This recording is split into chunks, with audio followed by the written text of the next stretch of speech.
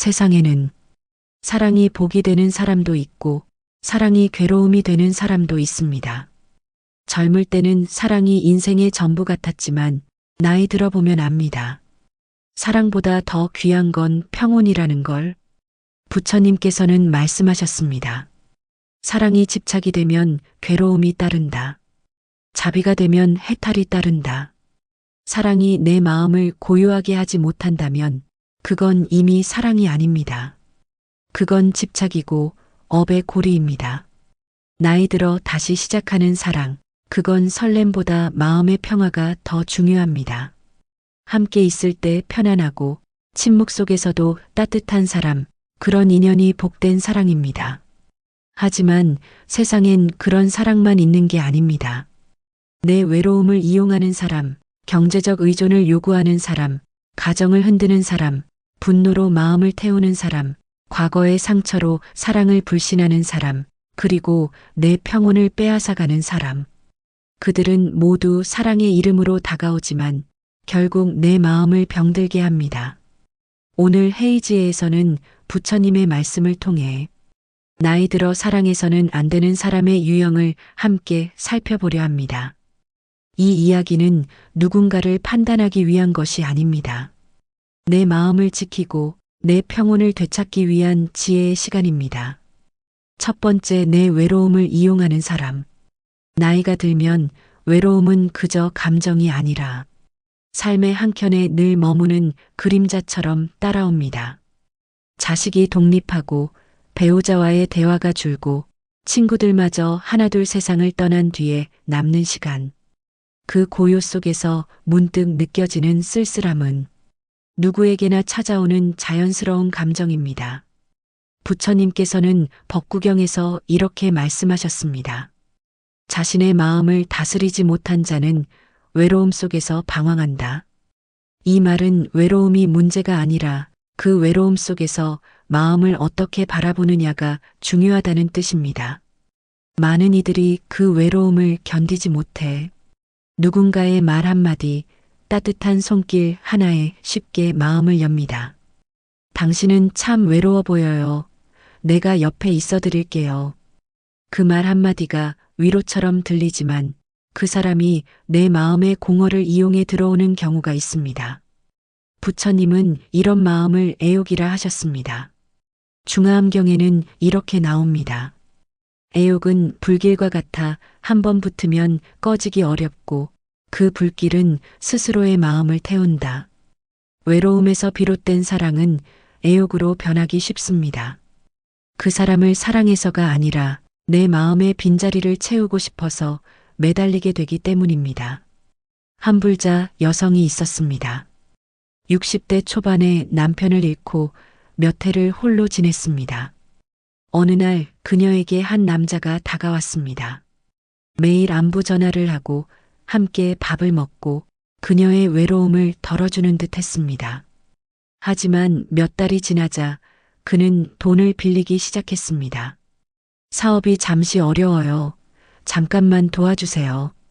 그녀는 도와주었고 결국 연락이 끊겼습니다. 그녀는 그 후 이렇게 말했습니다. 외로움을 달래려다 내 마음의 평화를 잃었어요. 부처님께서는 쌍유따니까야에서 이렇게 말씀하셨습니다. 외로움은 도반이 없을 때 생기는 것이 아니라 자신과 화합하지 못할 때 생긴다. 즉, 진짜 외로움은 사람의 부재에서 오는 것이 아니라 내 마음이 내 자신과 떨어져 있을 때 일어납니다. 그렇기에 외로움을 채워주는 사랑이 아니라 외로움을 함께 조용히 바라볼 수 있는 인연을 만나야 합니다. 그 사람과 함께 있을 때 고요해지고 말이 없어도 편안한 사람, 그런 사랑이야말로 부처님이 말씀하신 마음이 머무는 곳이 곧 안식처라는 뜻에 맞는 인연입니다. 외로움을 이용하는 사람은 늘 달콤한 말로 다가오지만 그 말에는 욕망이 섞여 있습니다. 진짜 사랑은 말로 증명되지 않습니다. 그 사람 곁에 있을 때 내 마음이 편안하고 그가 떠나도 내 평온이 흔들리지 않는 사랑. 그것이 자비의 사랑입니다. 부처님은 유가사지론에서 이렇게 설하셨습니다. 자비는 함께 있어도 구속하지 않고 떨어져 있어도 그리움에 괴롭지 않은 사랑이다. 이것이 바로 나이 들어 우리가 배워야 할 사랑의 모습입니다. 두 번째, 경제적 의존을 요구하는 사람이 나이 들어 다시 사랑을 하게 될 때 그 시작은 대개 정에서 비롯됩니다. 서로 의지하며 살면 좋지 않을까? 남은 생을 함께 돌봐줄 사람을 만나고 싶다. 이런 마음은 자연스러운 것이고 부처님께서도 사람은 서로 기대며 살아야 한다 고 하셨습니다. 하지만 부처님은 동시에 경계하셨습니다. 법구경에는 이렇게 기록되어 있습니다. 탐욕으로 얻은 것은 탐욕으로 잃는다. 탐욕은 그 자체로 고통의 씨앗이다. 사랑이 의지가 아니라 의존이 될 때 그 관계는 이미 불균형으로 향합니다. 특히 나이 들어 하는 사랑에서 경제적 기대가 섞이기 시작하면 그 사랑은 진심보다 계산이 앞서게 됩니다. 한 불자 남성의 이야기입니다. 그는 60대 후반에 혼자가 되었고 어느 날 교회 친구의 소개로 한 여성을 만났습니다. 그녀는 따뜻했고 늘 당신 덕분에 마음이 편하다고 말했습니다. 그 말 한마디에 그는 오랜만에 살아있음을 느꼈습니다. 하지만 어느 날부터 그녀는 이렇게 말했습니다. 당신 연금은 얼마나 돼요? 같이 살면 생활비를 아낄 수 있잖아요. 그는 처음엔 농담인 줄 알았습니다. 하지만 그 대화가 반복되면서 마음 한켠이 불편해졌습니다. 부처님은 안굿따라니까야에서 이렇게 설하셨습니다. 탐욕은 혀끝에 달고 마음에는 불을 남긴다.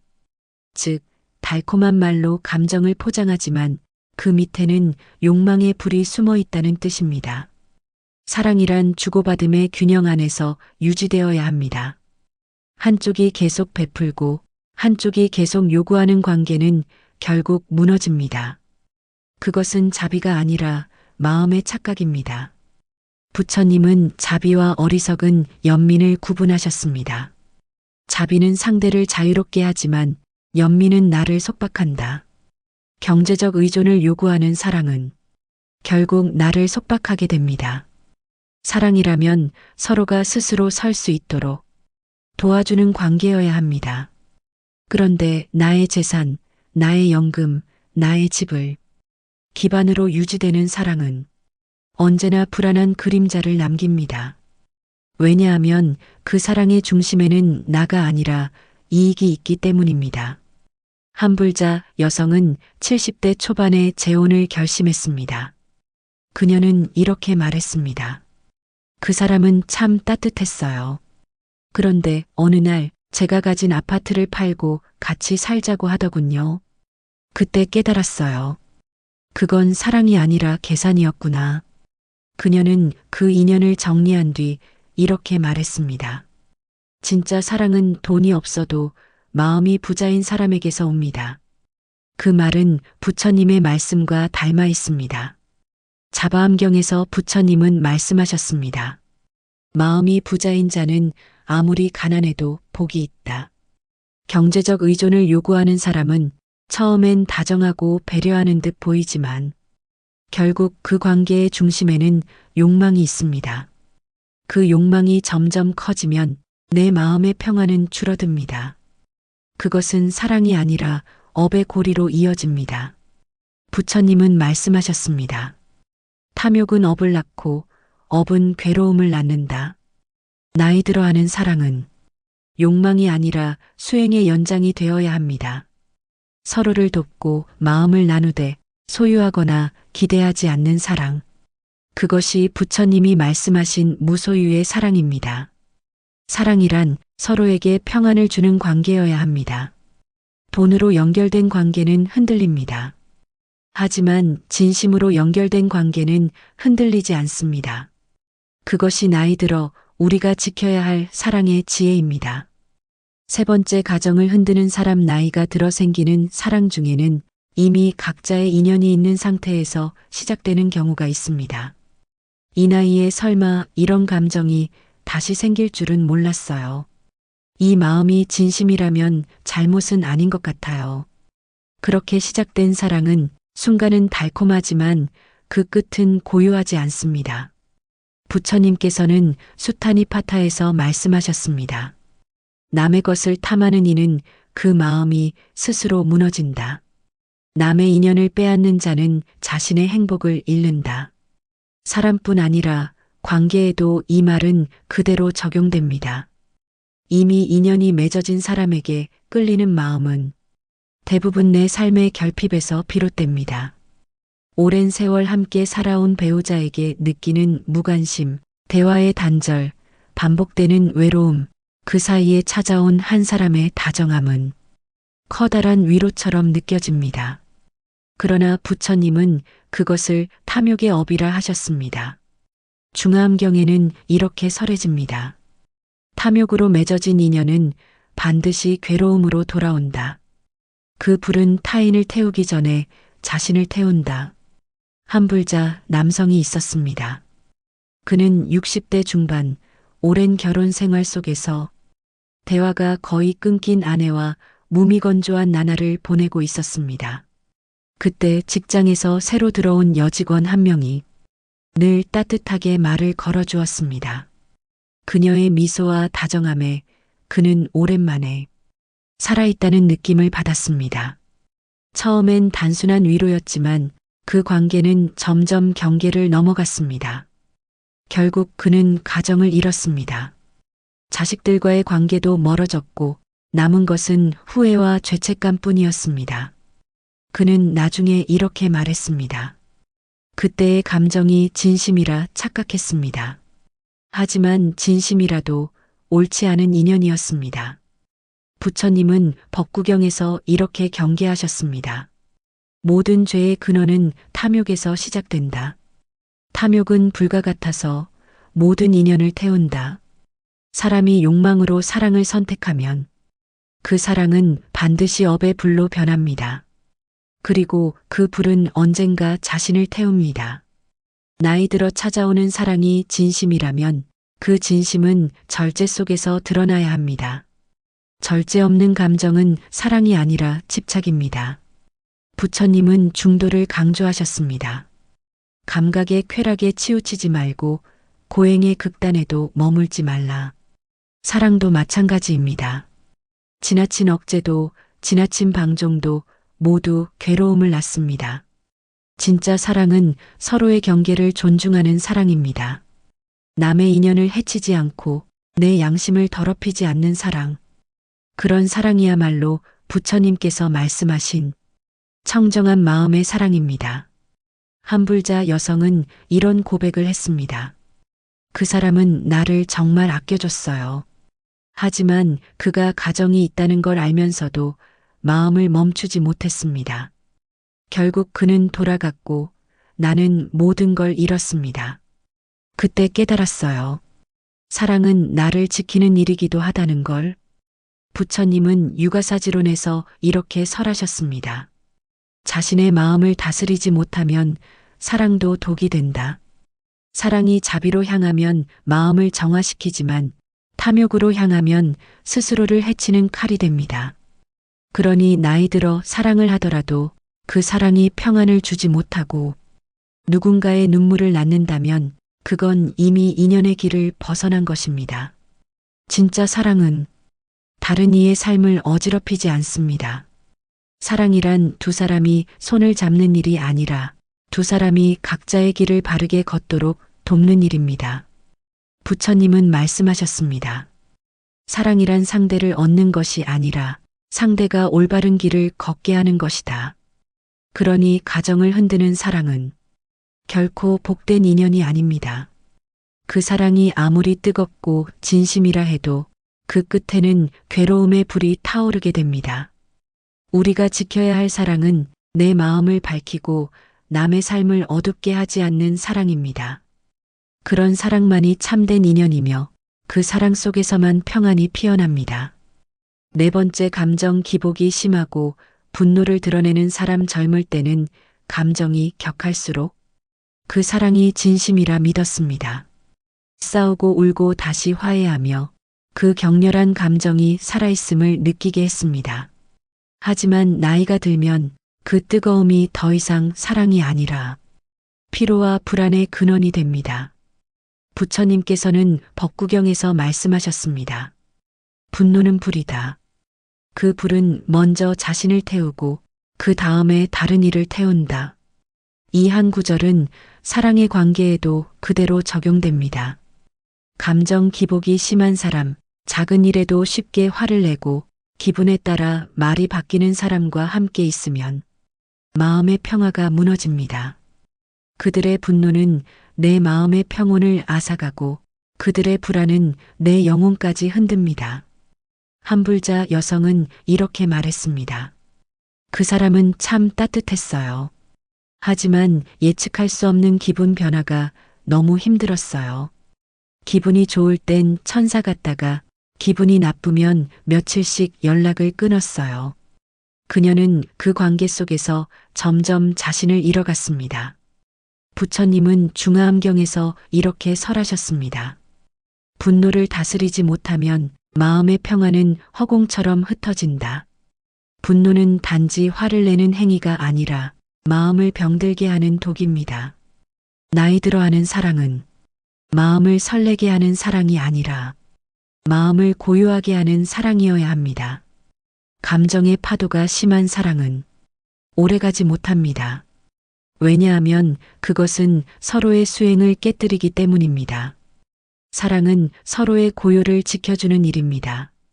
말을 하지 않아도 불안하지 않고 침묵 속에서도 편안한 사람, 그런 사람과의 관계에서만 우리는 진짜 평안을 배웁니다. 부처님은 쌍유따니까야에서 이렇게 말씀하셨습니다. 마음이 요동하지 않으면 세상이 요동하지 않는다. 사랑에서도 마찬가지입니다. 상대의 감정이 폭풍처럼 변해도 내 마음이 그 폭풍에 휩쓸리지 않도록 해야 합니다. 그것이 수행의 사랑입니다. 분노의 사랑은 불이고 평온의 사랑은 향기입니다. 분노는 타오르지만 남는 것이 없고 평온은 보이지 않지만 오래 남습니다. 한 불자 남성은 말했습니다. 젊을 땐 불같이 싸우고 화해하는 게 사랑인 줄 알았어요. 하지만 지금은 그런 사랑은 나를 소모시키는 일이었음을 알았습니다. 부처님은 육아사지론에서 이렇게 설하셨습니다. 화가 일어날 때 지혜로 바라보라.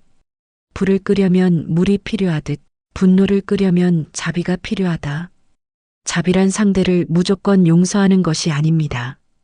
상대의 감정 속으로 휩쓸리지 않고 그 마음을 이해하면서도 내 평정을 지키는 것입니다. 나이 들어서는 이 자비의 사랑이 필요합니다. 감정의 기복이 큰 사람과의 관계는 늘 피로를 남깁니다. 그 피로는 몸의 병으로도 이어집니다. 혈압이 오르고 잠이 오지 않고 마음이 불안해집니다. 사랑은 삶의 약이 되어야지 병이 되어서는 안 됩니다. 진짜 사랑은 내 건강을 살리고 내 마음을 고요하게 합니다. 부처님은 이렇게 말씀하셨습니다. 평온한 마음이야말로 세상에서 가장 큰 행복이다. 그러니 사랑을 선택할 때 그 사람이 내 마음을 얼마나 설레게 하는가 보다 그 사람 곁에 있을 때 내가 얼마나 평온한가를 보아야 합니다.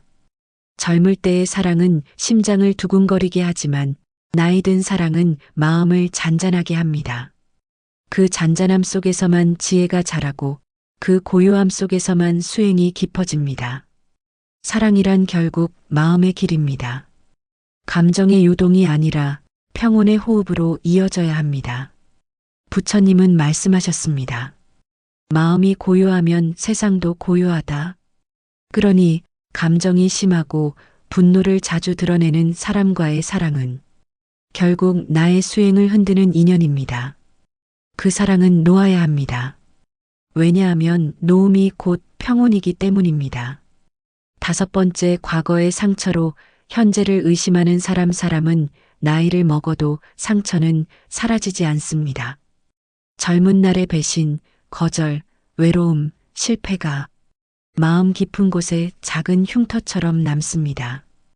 그 흉터가 완전히 아물지 않으면 누군가의 다정한 손길조차 상처로 느껴집니다. 그래서 새 인연이 다가와도 마음을 닫습니다. 조금만 연락이 늦어도 의심이 생기고 말 한마디가 바뀌면 불안해집니다. 혹시 나를 떠나려는 건 아닐까? 또 상처받을까 두렵다.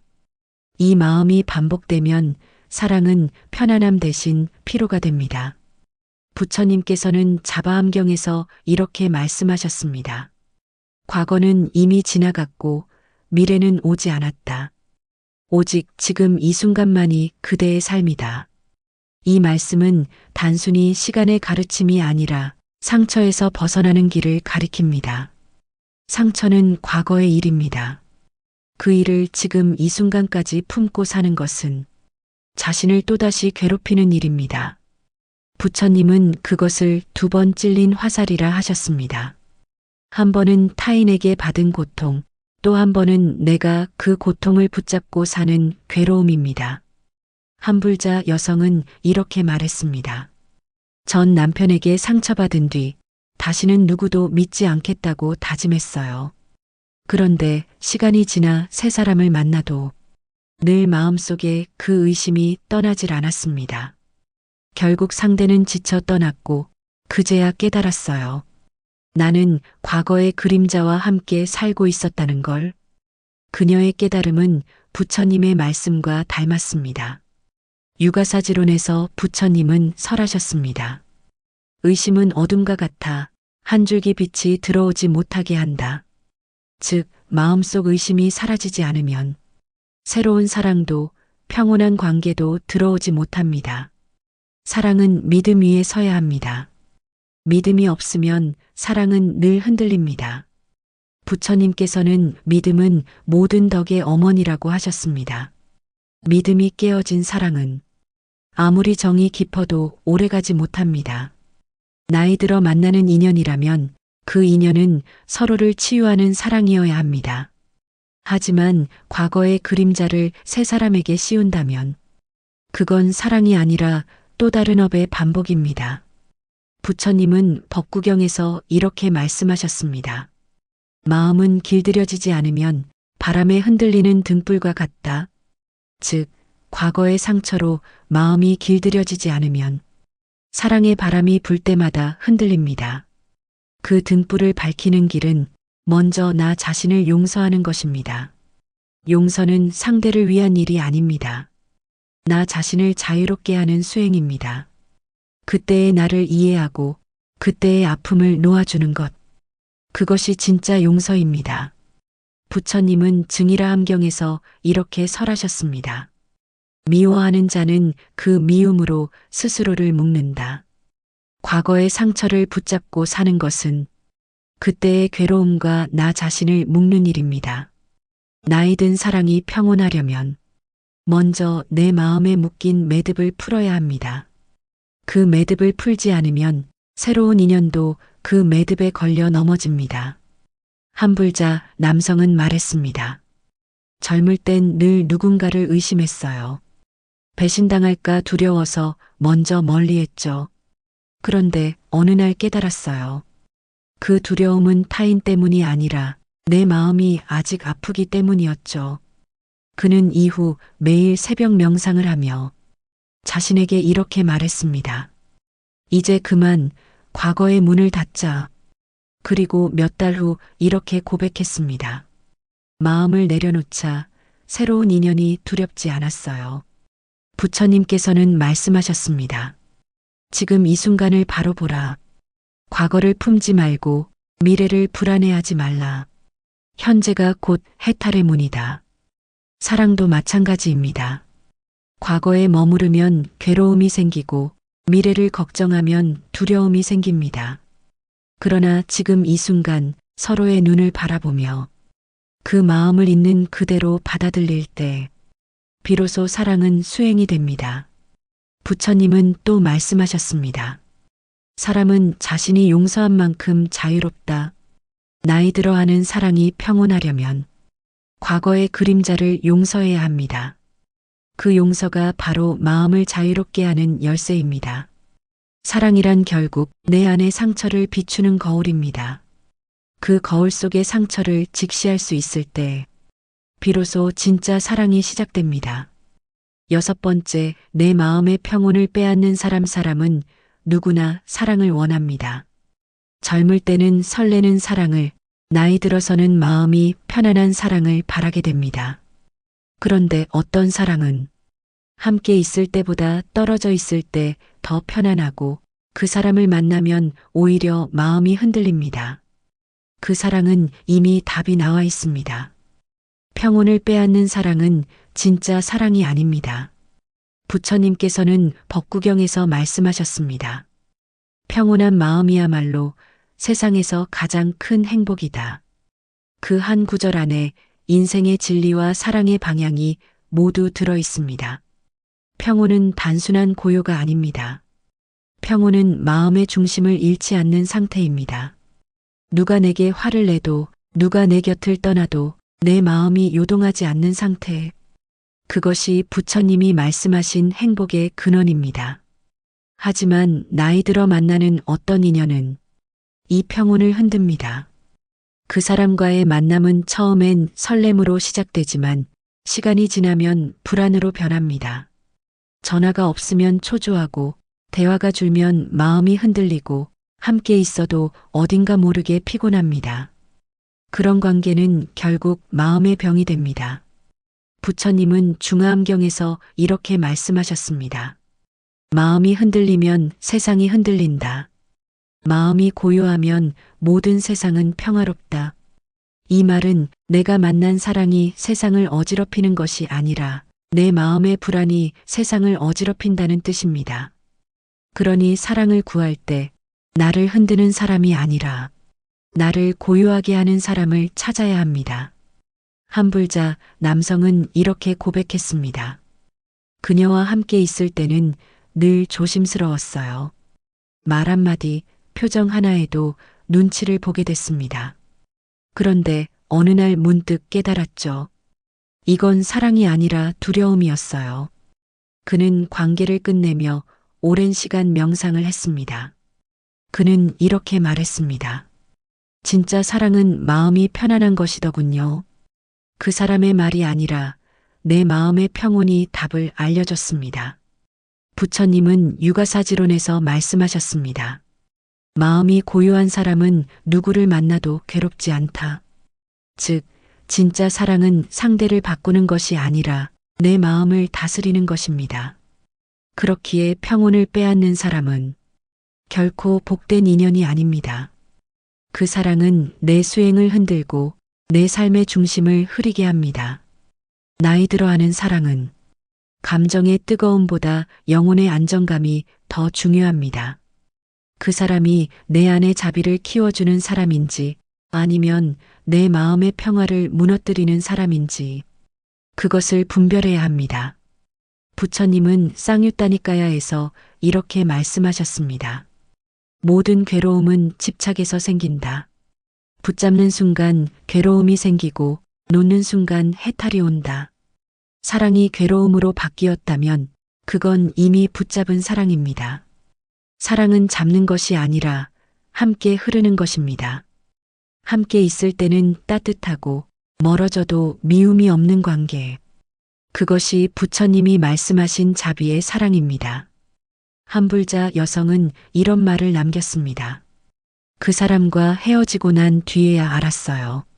내가 사랑이라 믿었던 건 집착이었어요. 떠나보내고 나서야 평온이 돌아왔습니다. 그녀의 고백은 부처님의 가르침과 같습니다. 놓는 자가 자유롭다. 사랑이 집착이 될 때 우리는 그 사랑을 통해 괴로움을 배웁니다. 그 괴로움 속에서 마음의 수행이 시작됩니다. 사랑은 결국 나를 비추는 거울입니다. 그 거울 속에 미움과 불안이 보이면 그건 업의 사랑입니다. 그 거울 속에 고요와 자비가 보이면 그건 수행의 사랑입니다. 나이 들어하는 사랑은 결코 늦은 사랑이 아닙니다. 그 사랑은 마음의 성숙으로 향하는 길입니다. 젊을 땐 사랑이 나를 흔들었지만 이제는 사랑이 나를 다스려야 합니다. 부처님은 마지막으로 이렇게 말씀하셨습니다. 평온은 수행의 꽃이요, 사랑의 결실이다. 그러니 내 마음의 평온을 빼앗는 사랑이라면 그건 이미 사랑이 아닙니다. 그 인연은 놓아야 합니다. 왜냐하면 놓음이 곧 자비이기 때문입니다. 오늘의 이야기가 마음에 닿았다면 구독과 좋아요로 헤이지혜와 함께 해주세요. 이곳은 언제나 여러분의 마음 곁에서 조용히 등불을 밝히는 공간이 되겠습니다. 세상에는 사랑이 복이 되는 사람도 있고 사랑이 괴로움이 되는 사람도 있습니다. 젊을 때는 사랑이 인생의 전부 같았지만 나이 들어보면 압니다. 사랑보다 더 귀한 건 평온이라는 걸 부처님께서는 말씀하셨습니다. 사랑이 집착이 되면 괴로움이 따른다. 자비가 되면 해탈이 따른다. 사랑이 내 마음을 고요하게 하지 못한다면 그건 이미 사랑이 아닙니다. 그건 집착이고 업의 고리입니다. 나이 들어 다시 시작하는 사랑, 그건 설렘보다 마음의 평화가 더 중요합니다. 함께 있을 때 편안하고 침묵 속에서도 따뜻한 사람, 그런 인연이 복된 사랑입니다. 하지만 세상엔 그런 사랑만 있는 게 아닙니다.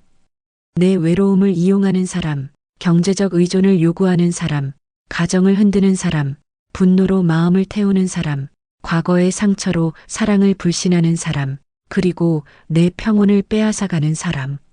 그들은 모두 사랑의 이름으로 다가오지만 결국 내 마음을 병들게 합니다. 오늘 헤이지에서는 부처님의 말씀을 통해 나이 들어 사랑해서는 안 되는 사람의 유형을 함께 살펴보려 합니다.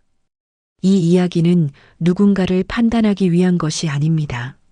내 마음을 지키고 내 평온을 되찾기 위한 지혜의 시간입니다. 첫 번째, 내 외로움을 이용하는 사람. 나이가 들면 외로움은 그저 감정이 아니라 삶의 한켠에 늘 머무는 그림자처럼 따라옵니다. 자식이 독립하고 배우자와의 대화가 줄고 친구들마저 하나둘 세상을 떠난 뒤에 남는 시간. 그 고요 속에서 문득 느껴지는 쓸쓸함은 누구에게나 찾아오는 자연스러운 감정입니다. 부처님께서는 법구경에서 이렇게 말씀하셨습니다. 자신의 마음을 다스리지 못한 자는 외로움 속에서 방황한다. 이 말은 외로움이 문제가 아니라 그 외로움 속에서 마음을 어떻게 바라보느냐가 중요하다는 뜻입니다. 많은 이들이 그 외로움을 견디지 못해 누군가의 말 한마디, 따뜻한 손길 하나에 쉽게 마음을 엽니다. 당신은 참 외로워 보여요. 내가 옆에 있어 드릴게요. 그 말 한마디가 위로처럼 들리지만 그 사람이 내 마음의 공허를 이용해 들어오는 경우가 있습니다. 부처님은 이런 마음을 애욕이라 하셨습니다. 중화암경에는 이렇게 나옵니다. 애욕은 불길과 같아 한번 붙으면 꺼지기 어렵고 그 불길은 스스로의 마음을 태운다. 외로움에서 비롯된 사랑은 애욕으로 변하기 쉽습니다. 그 사람을 사랑해서가 아니라 내 마음의 빈자리를 채우고 싶어서 매달리게 되기 때문입니다. 한 불자 여성이 있었습니다. 60대 초반에 남편을 잃고 몇 해를 홀로 지냈습니다. 어느 날 그녀에게 한 남자가 다가왔습니다. 매일 안부 전화를 하고 함께 밥을 먹고 그녀의 외로움을 덜어주는 듯 했습니다. 하지만 몇 달이 지나자 그는 돈을 빌리기 시작했습니다. 사업이 잠시 어려워요. 잠깐만 도와주세요. 그녀는 도와주었고 결국 연락이 끊겼습니다. 그녀는 그 후 이렇게 말했습니다. 외로움을 달래려다 내 마음의 평화를 잃었어요. 부처님께서는 쌍유따니까야에서 이렇게 말씀하셨습니다. 외로움은 도반이 없을 때 생기는 것이 아니라 자신과 화합하지 못할 때 생긴다.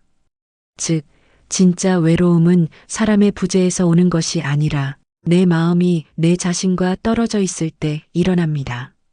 그렇기에 외로움을 채워주는 사랑이 아니라 외로움을 함께 조용히 바라볼 수 있는 인연을 만나야 합니다.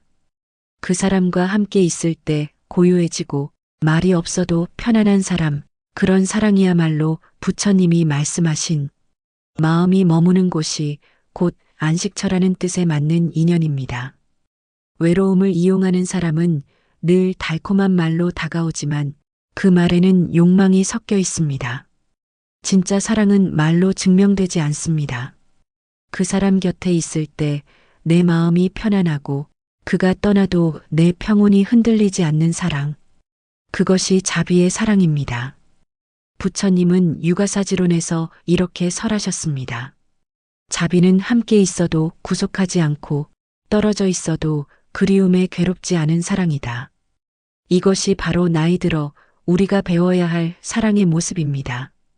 두 번째, 경제적 의존을 요구하는 사람이 나이 들어 다시 사랑을 하게 될 때 그 시작은 대개 정에서 비롯됩니다. 서로 의지하며 살면 좋지 않을까? 남은 생을 함께 돌봐줄 사람을 만나고 싶다. 이런 마음은 자연스러운 것이고 부처님께서도 사람은 서로 기대며 살아야 한다 고 하셨습니다. 하지만 부처님은 동시에 경계하셨습니다. 법구경에는 이렇게 기록되어 있습니다. 탐욕으로 얻은 것은 탐욕으로 잃는다.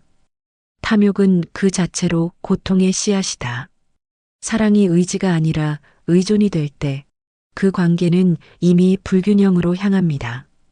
특히 나이 들어 하는 사랑에서 경제적 기대가 섞이기 시작하면 그 사랑은 진심보다 계산이 앞서게 됩니다. 한 불자 남성의 이야기입니다. 그는 60대 후반에 혼자가 되었고 어느 날 교회 친구의 소개로 한 여성을 만났습니다. 그녀는 따뜻했고 늘 당신 덕분에 마음이 편하다고 말했습니다. 그 말 한마디에 그는 오랜만에 살아있음을 느꼈습니다. 하지만 어느 날부터 그녀는 이렇게 말했습니다. 당신 연금은 얼마나 돼요? 같이 살면 생활비를 아낄 수 있잖아요. 그는 처음엔 농담인 줄 알았습니다. 하지만 그 대화가 반복되면서 마음 한켠이 불편해졌습니다. 부처님은 안굿다라니까야에서 이렇게 설하셨습니다. 탐욕은 혀끝에 달고 마음에는 불을 남긴다. 즉, 달콤한 말로 감정을 포장하지만 그 밑에는 욕망의 불이 숨어 있다는 뜻입니다. 사랑이란 주고받음의 균형 안에서 유지되어야 합니다. 한쪽이 계속 베풀고 한쪽이 계속 요구하는 관계는 결국 무너집니다. 그것은 자비가 아니라 마음의 착각입니다. 부처님은 자비와 어리석은 연민을 구분하셨습니다. 자비는 상대를 자유롭게 하지만 연민은 나를 속박한다. 경제적 의존을 요구하는 사랑은 결국 나를 속박하게 됩니다. 사랑이라면 서로가 스스로 설 수 있도록 도와주는 관계여야 합니다. 그런데 나의 재산, 나의 연금, 나의 집을 기반으로 유지되는 사랑은 언제나 불안한 그림자를 남깁니다. 왜냐하면 그 사랑의 중심에는 나가 아니라 이익이 있기 때문입니다. 한 불자 여성은 70대 초반에 재혼을 결심했습니다. 그녀는 이렇게 말했습니다. 그 사람은 참 따뜻했어요. 그런데 어느 날 제가 가진 아파트를 팔고 같이 살자고 하더군요. 그때 깨달았어요. 그건 사랑이 아니라 계산이었구나. 그녀는 그 인연을 정리한 뒤 이렇게 말했습니다. 진짜 사랑은 돈이 없어도 마음이 부자인 사람에게서 옵니다. 그 말은 부처님의 말씀과 닮아 있습니다. 자바암경에서 부처님은 말씀하셨습니다. 마음이 부자인 자는 아무리 가난해도 복이 있다. 경제적 의존을 요구하는 사람은 처음엔 다정하고 배려하는 듯 보이지만 결국 그 관계의 중심에는 욕망이 있습니다.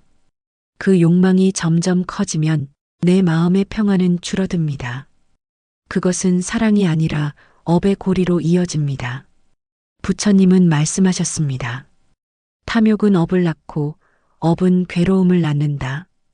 나이 들어 하는 사랑은 욕망이 아니라 수행의 연장이 되어야 합니다. 서로를 돕고 마음을 나누되 소유하거나 기대하지 않는 사랑. 그것이 부처님이 말씀하신 무소유의 사랑입니다. 사랑이란 서로에게 평안을 주는 관계여야 합니다. 돈으로 연결된 관계는 흔들립니다. 하지만 진심으로 연결된 관계는 흔들리지 않습니다. 그것이 나이 들어 우리가 지켜야 할 사랑의 지혜입니다.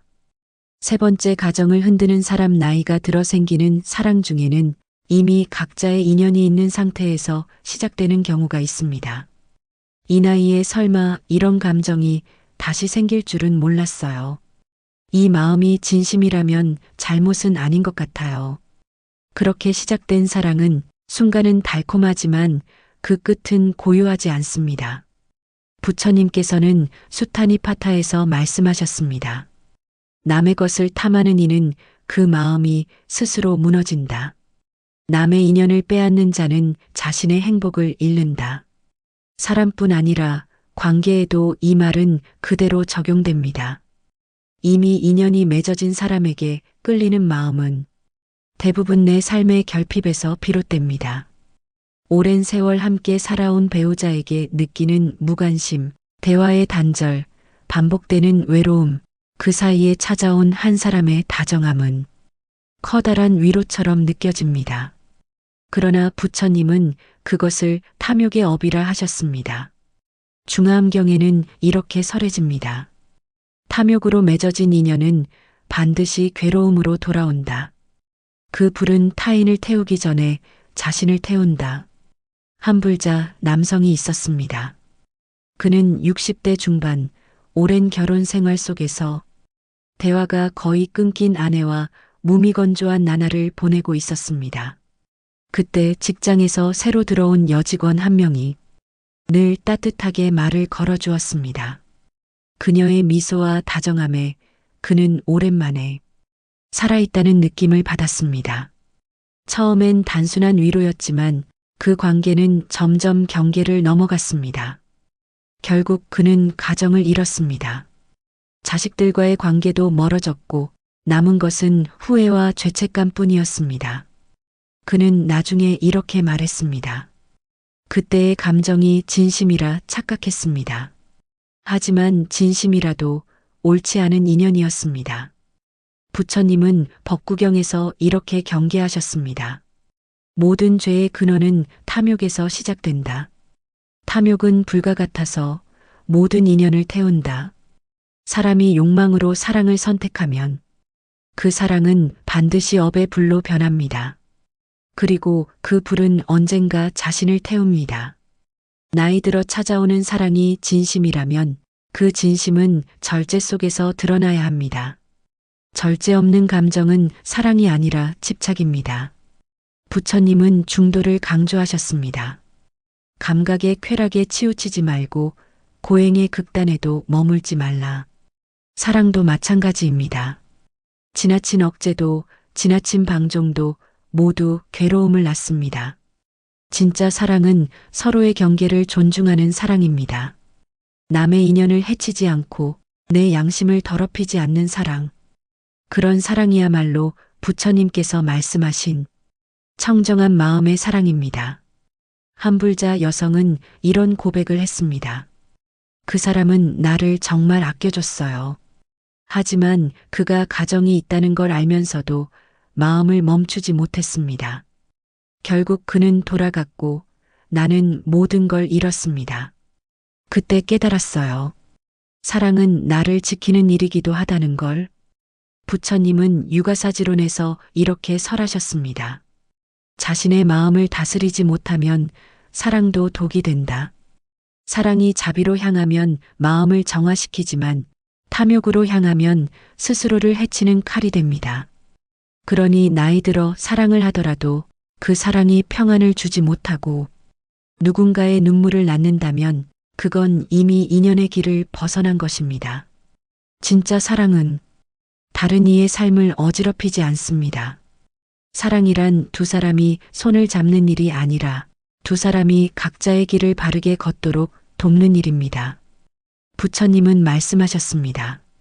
사랑이란 상대를 얻는 것이 아니라 상대가 올바른 길을 걷게 하는 것이다. 그러니 가정을 흔드는 사랑은 결코 복된 인연이 아닙니다. 그 사랑이 아무리 뜨겁고 진심이라 해도 그 끝에는 괴로움의 불이 타오르게 됩니다. 우리가 지켜야 할 사랑은 내 마음을 밝히고 남의 삶을 어둡게 하지 않는 사랑입니다. 그런 사랑만이 참된 인연이며 그 사랑 속에서만 평안이 피어납니다. 네 번째, 감정 기복이 심하고 분노를 드러내는 사람. 젊을 때는 감정이 격할수록 그 사랑이 진심이라 믿었습니다. 싸우고 울고 다시 화해하며 그 격렬한 감정이 살아있음을 느끼게 했습니다.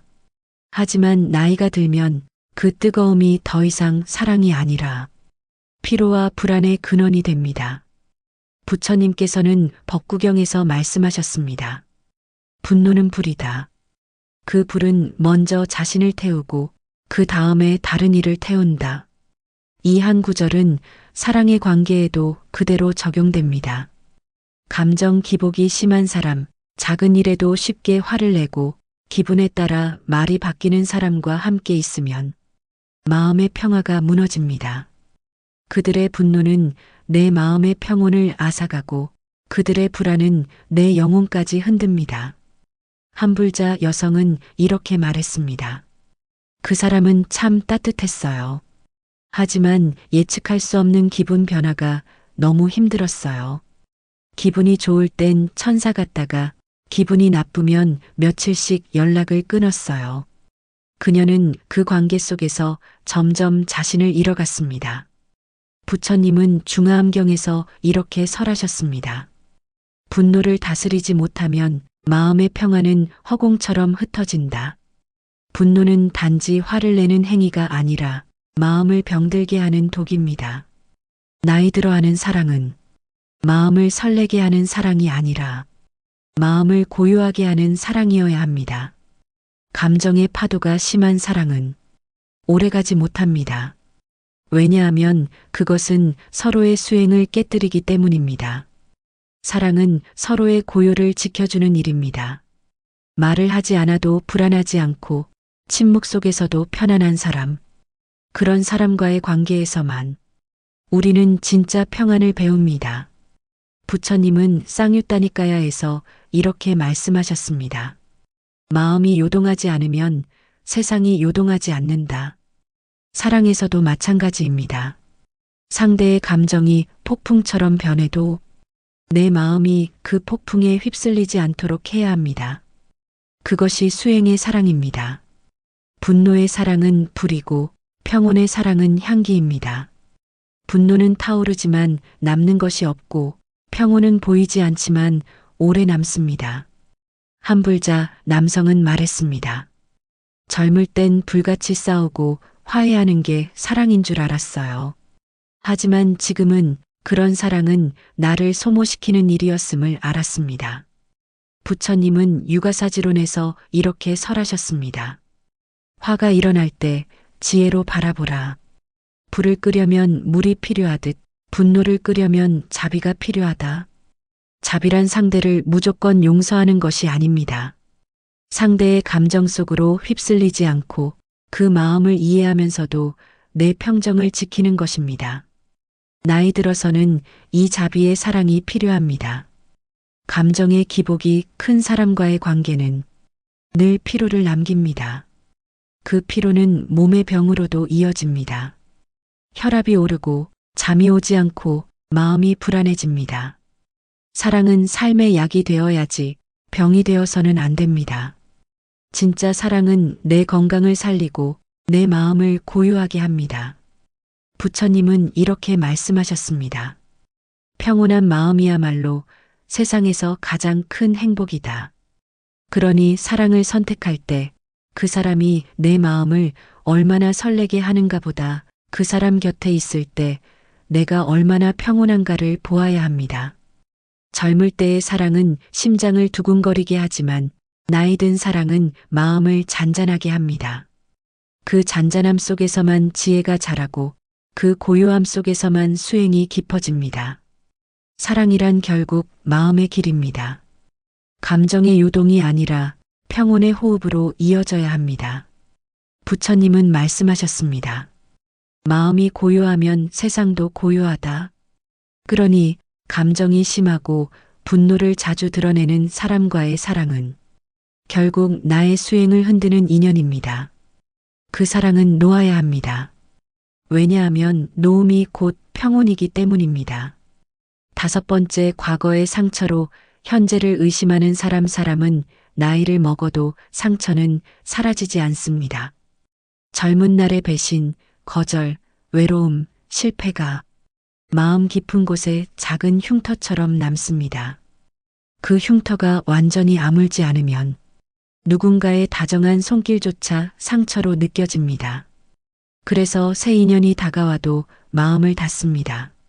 조금만 연락이 늦어도 의심이 생기고 말 한마디가 바뀌면 불안해집니다. 혹시 나를 떠나려는 건 아닐까? 또 상처받을까 두렵다. 이 마음이 반복되면 사랑은 편안함 대신 피로가 됩니다. 부처님께서는 자바암경에서 이렇게 말씀하셨습니다. 과거는 이미 지나갔고 미래는 오지 않았다. 오직 지금 이 순간만이 그대의 삶이다. 이 말씀은 단순히 시간의 가르침이 아니라 상처에서 벗어나는 길을 가리킵니다. 상처는 과거의 일입니다. 그 일을 지금 이 순간까지 품고 사는 것은 자신을 또다시 괴롭히는 일입니다. 부처님은 그것을 2번 찔린 화살이라 하셨습니다. 한 번은 타인에게 받은 고통, 또 한 번은 내가 그 고통을 붙잡고 사는 괴로움입니다. 한불자 여성은 이렇게 말했습니다. 전 남편에게 상처받은 뒤 다시는 누구도 믿지 않겠다고 다짐했어요.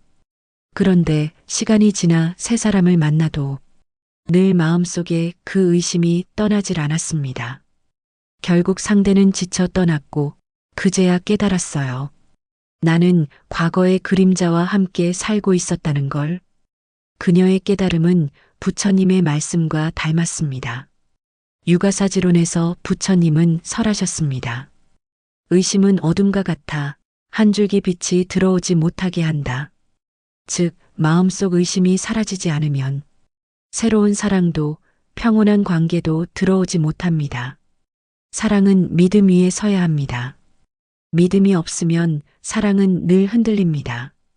부처님께서는 믿음은 모든 덕의 어머니라고 하셨습니다. 믿음이 깨어진 사랑은 아무리 정이 깊어도 오래가지 못합니다. 나이 들어 만나는 인연이라면 그 인연은 서로를 치유하는 사랑이어야 합니다. 하지만 과거의 그림자를 새 사람에게 씌운다면 그건 사랑이 아니라 또 다른 업의 반복입니다. 부처님은 법구경에서 이렇게 말씀하셨습니다. 마음은 길들여지지 않으면 바람에 흔들리는 등불과 같다. 즉, 과거의 상처로 마음이 길들여지지 않으면 사랑의 바람이 불 때마다 흔들립니다. 그 등불을 밝히는 길은 먼저 나 자신을 용서하는 것입니다. 용서는 상대를 위한 일이 아닙니다. 나 자신을 자유롭게 하는 수행입니다. 그때의 나를 이해하고 그때의 아픔을 놓아주는 것. 그것이 진짜 용서입니다. 부처님은 증이라함경에서 이렇게 설하셨습니다. 미워하는 자는 그 미움으로 스스로를 묶는다. 과거의 상처를 붙잡고 사는 것은 그때의 괴로움과 나 자신을 묶는 일입니다. 나이 든 사랑이 평온하려면 먼저 내 마음에 묶인 매듭을 풀어야 합니다. 그 매듭을 풀지 않으면 새로운 인연도 그 매듭에 걸려 넘어집니다. 한불자 남성은 말했습니다. 젊을 땐 늘 누군가를 의심했어요. 배신당할까 두려워서 먼저 멀리했죠. 그런데 어느 날 깨달았어요. 그 두려움은 타인 때문이 아니라 내 마음이 아직 아프기 때문이었죠. 그는 이후 매일 새벽 명상을 하며 자신에게 이렇게 말했습니다. 이제 그만 과거의 문을 닫자. 그리고 몇 달 후 이렇게 고백했습니다. 마음을 내려놓자 새로운 인연이 두렵지 않았어요. 부처님께서는 말씀하셨습니다. 지금 이 순간을 바로 보라. 과거를 품지 말고 미래를 불안해하지 말라. 현재가 곧 해탈의 문이다. 사랑도 마찬가지입니다. 과거에 머무르면 괴로움이 생기고 미래를 걱정하면 두려움이 생깁니다. 그러나 지금 이 순간 서로의 눈을 바라보며 그 마음을 있는 그대로 받아들일 때 비로소 사랑은 수행이 됩니다. 부처님은 또 말씀하셨습니다. 사람은 자신이 용서한 만큼 자유롭다. 나이 들어 하는 사랑이 평온하려면 과거의 그림자를 용서해야 합니다. 그 용서가 바로 마음을 자유롭게 하는 열쇠입니다. 사랑이란 결국 내 안의 상처를 비추는 거울입니다.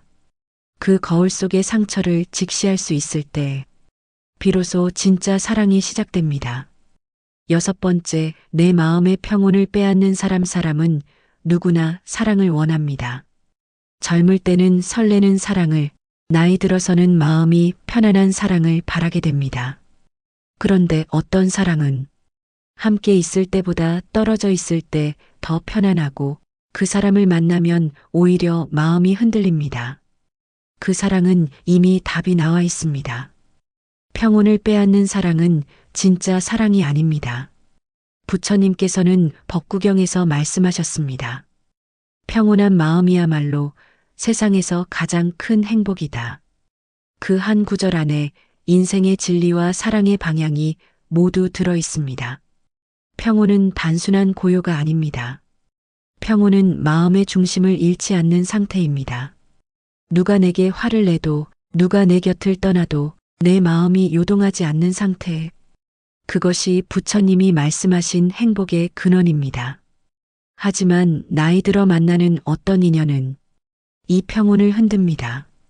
그 사람과의 만남은 처음엔 설렘으로 시작되지만 시간이 지나면 불안으로 변합니다. 전화가 없으면 초조하고 대화가 줄면 마음이 흔들리고 함께 있어도 어딘가 모르게 피곤합니다. 그런 관계는 결국 마음의 병이 됩니다. 부처님은 중화암경에서 이렇게 말씀하셨습니다. 마음이 흔들리면 세상이 흔들린다. 마음이 고요하면 모든 세상은 평화롭다. 이 말은 내가 만난 사랑이 세상을 어지럽히는 것이 아니라 내 마음의 불안이 세상을 어지럽힌다는 뜻입니다. 그러니 사랑을 구할 때 나를 흔드는 사람이 아니라 나를 고요하게 하는 사람을 찾아야 합니다. 한 불자 남성은 이렇게 고백했습니다. 그녀와 함께 있을 때는 늘 조심스러웠어요. 말 한마디, 표정 하나에도 눈치를 보게 됐습니다. 그런데 어느 날 문득 깨달았죠. 이건 사랑이 아니라 두려움이었어요. 그는 관계를 끝내며 오랜 시간 명상을 했습니다. 그는 이렇게 말했습니다. 진짜 사랑은 마음이 편안한 것이더군요. 그 사람의 말이 아니라 내 마음의 평온이 답을 알려줬습니다. 부처님은 육아사지론에서 말씀하셨습니다. 마음이 고요한 사람은 누구를 만나도 괴롭지 않다. 즉, 진짜 사랑은 상대를 바꾸는 것이 아니라 내 마음을 다스리는 것입니다. 그렇기에 평온을 빼앗는 사람은 결코 복된 인연이 아닙니다. 그 사랑은 내 수행을 흔들고 내 삶의 중심을 흐리게 합니다. 나이 들어하는 사랑은 감정의 뜨거움보다 영혼의 안정감이 더 중요합니다. 그 사람이 내 안의 자비를 키워주는 사람인지 아니면 내 마음의 평화를 무너뜨리는 사람인지 그것을 분별해야 합니다. 부처님은 쌍유따니까야에서 이렇게 말씀하셨습니다. 모든 괴로움은 집착에서 생긴다. 붙잡는 순간 괴로움이 생기고 놓는 순간 해탈이 온다. 사랑이 괴로움으로 바뀌었다면 그건 이미 붙잡은 사랑입니다. 사랑은 잡는 것이 아니라 함께 흐르는 것입니다. 함께 있을 때는 따뜻하고 멀어져도 미움이 없는 관계. 그것이 부처님이 말씀하신 자비의 사랑입니다. 한불자 여성은 이런 말을 남겼습니다. 그 사람과 헤어지고 난 뒤에야 알았어요.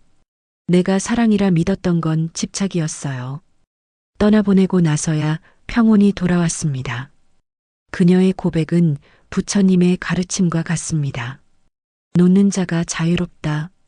사랑이 집착이 될 때 우리는 그 사랑을 통해 괴로움을 배웁니다. 그 괴로움 속에서 마음의 수행이 시작됩니다. 사랑은 결국 나를 비추는 거울입니다. 그 거울 속에 미움과 불안이 보이면 그건 업의 사랑입니다. 그 거울 속에 고요와 자비가 보이면 그건 수행의 사랑입니다. 나이 들어 하는 사랑은 결코 늦은 사랑이 아닙니다.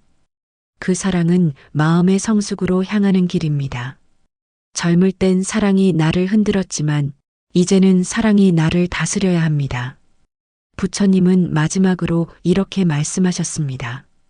평온은 수행의 꽃이요, 사랑의 결실이다. 그러니 내 마음의 평온을 빼앗는 사랑이라면 그건 이미 사랑이 아닙니다. 그 인연은 놓아야 합니다. 왜냐하면 놓음이 곧 자비이기 때문입니다. 오늘의 이야기가 마음에 닿았다면 구독과 좋아요로 헤이지혜와 함께 해주세요. 이곳은 언제나 여러분의 마음 곁에서 조용히 등불을 밝히는 공간이 되겠습니다.